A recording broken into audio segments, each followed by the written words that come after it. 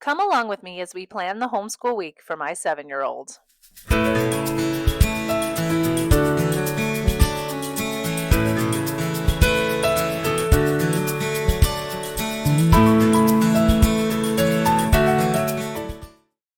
So here we are back with my family planner. It is my trusty notebook that I got at Aldi for very cheap.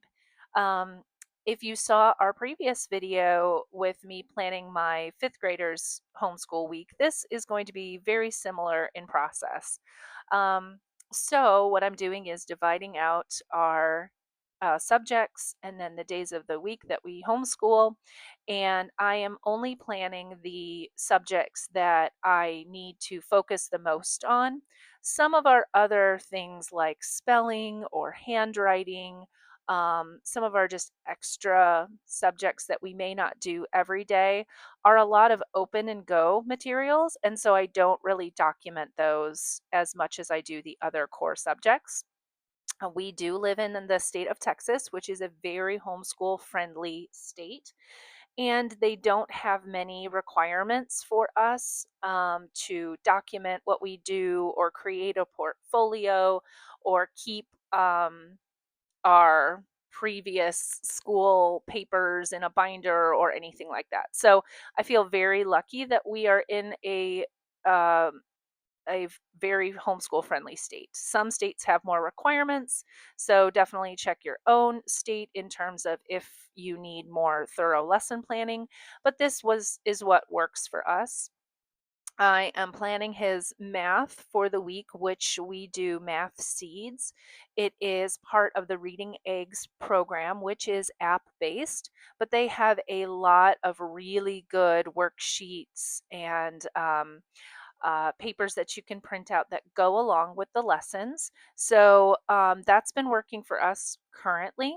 It's really nice to offload some of the core subjects to an app that allows me to divide myself between my second grader and my fifth grader, who are at two quite different levels in education. So while Elliot is working on his math app, I can work with Owen on something else, and then we can flip flop, and then I can have him do a worksheet that reiterates the lesson he just did with math seeds.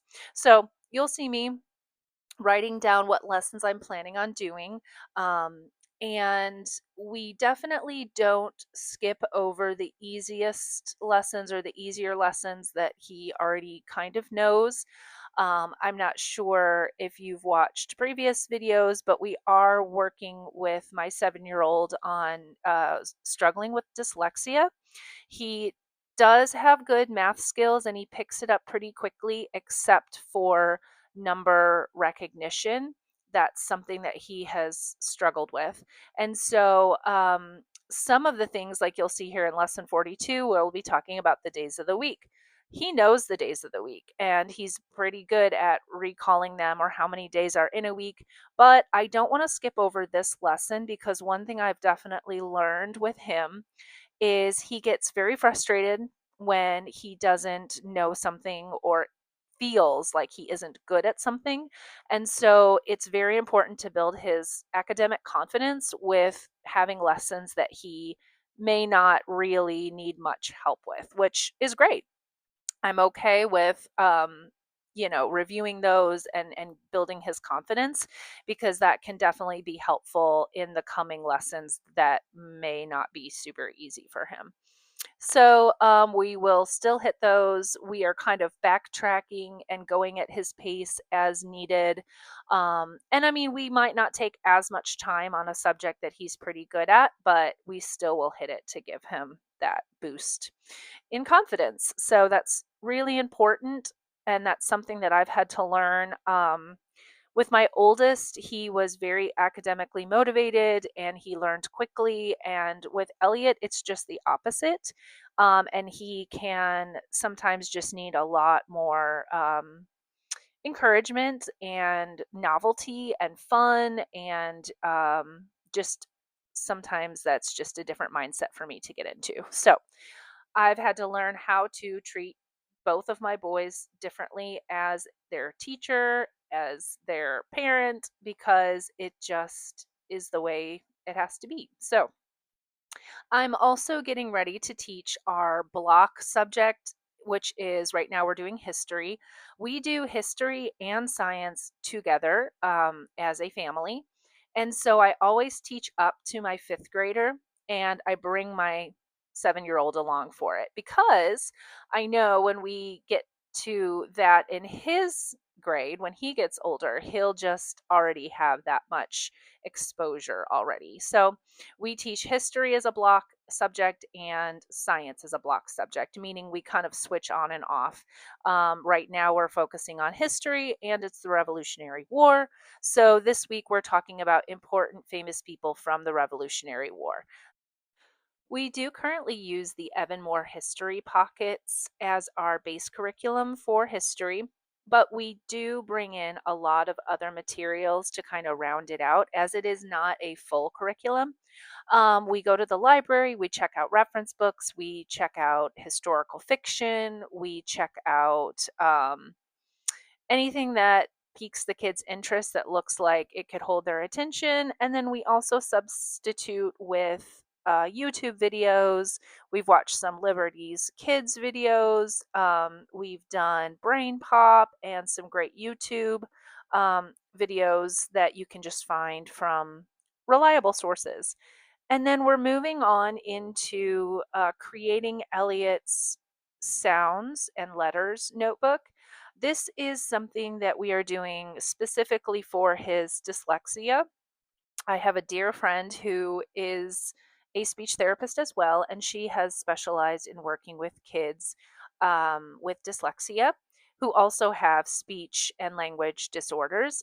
Luckily, that's not Elliot, but I figured this would still be very beneficial for him because I know for Elliot, he really needs a lot of consistency and practice and drill. And so that's what this notebook provides. So the way this works is, as you'll see, I dedicate one front side and one back side of a notebook to one of the letters. And then we have one target word that is associated with those letters. So I have a list and I did put a screenshot after a couple of these videos so you can see the list that we're working with. Um, One thing I've noticed, just to kind of recap if you haven't seen any previous videos, is that we have been having a struggling, reluctant reader for probably 2 years now. We would not have started my youngest, Elliot, in public school until he was 6, if we were going to put him in a kindergarten program in a public school. Simply because he was the kind of kid that just didn't care about school. He wanted to be outside, he wanted to be climbing, he was very active, he loved to play, and the joy and the flexibility that we have with homeschooling allowed us to give him some more time to be a little kid and not have to worry about academics. He, I could tell, was just not ready to be a reader. Um, Unlike my oldest, who I feel like grasped the concept of reading very quickly and he kind of took off with it, this threw me for a loop because it was just something I was not prepared for. But with homeschool, I am learning right along with my youngest on how to fully provide an education that is individualized for him and his strengths and his weaknesses. And so it's been frustrating because there will be times that my youngest seems like he's got it, and then the next day or a day or two later, it will be like he's never seen it before. And there were just consistent errors that he would do that just made me feel like dyslexia was something we needed to look into. So, letter recognition or recall of the sounds, switching certain sounds that looked similar, getting lost on a page. Um, as well as having no other academic issues that we could really see. I really wasn't worried about his IQ level, his comprehension, his receptive and expressive language were all very well within normal limits, if not above normal. But it was just seeming like this one piece of speech sounds, or what I want to say is letter sounds and their names, it just was not clicking and I just couldn't figure out why. And then it would create a vast amount of frustration to the point where he finally broke down one day and just said, "Mom, I don't know what's wrong with me." And that was kind of like the key moment to let me know that we really needed to do a little bit more research into what was going on. And thankfully, my background is in speech language pathology. And so I did more research and took some more continuing education class units and really started to see the signs and symptoms that he would definitely qualify for a child who shows signs of dyslexia. So we are going way back to the beginning. And even though he knows a lot of speech sounds, a lot of letters and their sounds, um, we just needed to kind of start from the beginning to get an inventory of what he knows. And that's what you're seeing here in this notebook. This notebook is dedicating one front page and one back page to a letter and its sound with a target word. And the word is always the same. And what we will do is anytime he shows mastery, so he knows a word 80 or 90% of the time and its sound, I should say, then we put that letter in the notebook, and then he will practice that every single day just to create repetition. And here is the screenshot of the list that I'm working off of. And as he gains mastery of some, we'll introduce a couple more.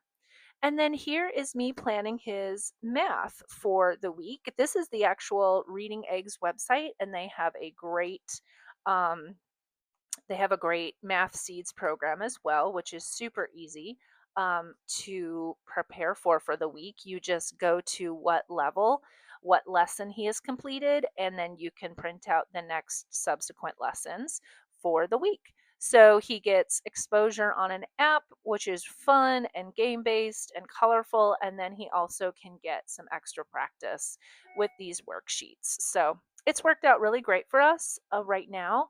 And I would recommend the Reading Eggs program and the Math Seeds program.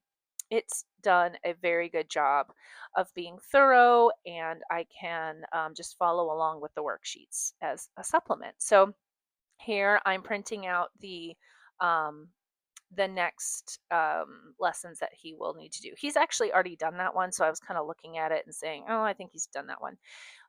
This is one he's also already done. So we're just going to move on to the next lesson, which is days of the week. He knows the days of the week, which is great. But we're going to keep working on this simply because he needs to have that confidence, like I was saying before. So if he can blow through something and feel like he's doing a great job at it, it's worth it to me to go on and give him that confidence. So, and plus, we work on a little bit of graphing.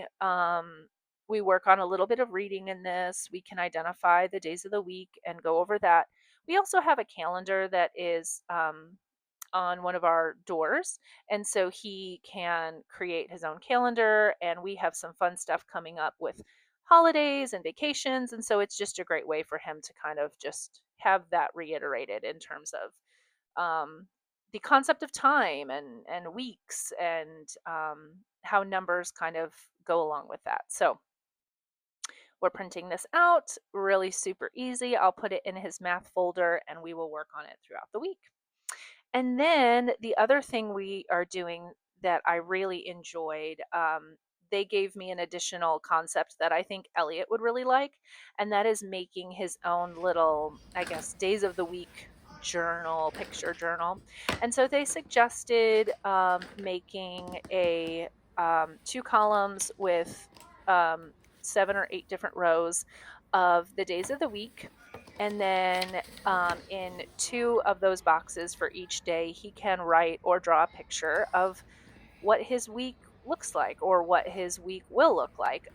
We have a pretty consistent schedule for the week.